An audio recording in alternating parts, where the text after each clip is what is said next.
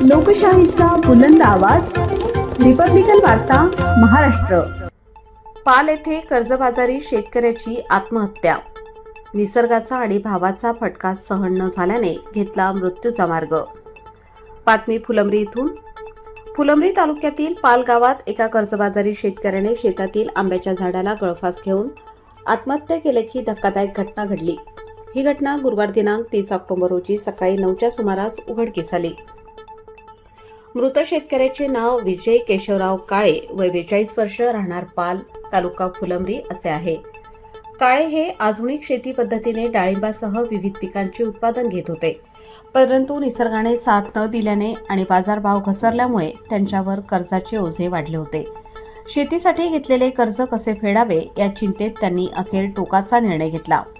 घटनेच्या वेळी त्यांच्या पत्नी दिवाळी सणानिमित्त माहेरी गेल्या होत्या, तर वडील पंढरपूर वारीस गेले होते। घरात आई एकटी असताना विजय काळे यांनी शेतातील झाडाला दोरीने गळफास घेतला। आईच्या आरडाओरडीनंतर शेजारी शेतकरी घटनास्थळी धावून आले आणि काळे यांना खाली उतरवून फुलंब्री ग्रामीण रुग्णालयात दाखल केले, मात्र डॉक्टरांनी तपासून त्यांना मृत घोषित केले। शवविच्छेदनानंतर मृतदेह नातेवाईकांच्या ताब्यात देण्यात आला। त्यांच्या पश्चात पत्नी, आई वडील आणि 2 लहान मुलांचा परिवार आहे। ही घटना तालुक्यात शोककळा पसरवणारी ठरली आहे। रिपब्लिकन वार्ता Maharashtra वृत्तवाहिनीसाठी Marathwada उपसंपादक Akbar Shah. Subscribe now and press the bell icon.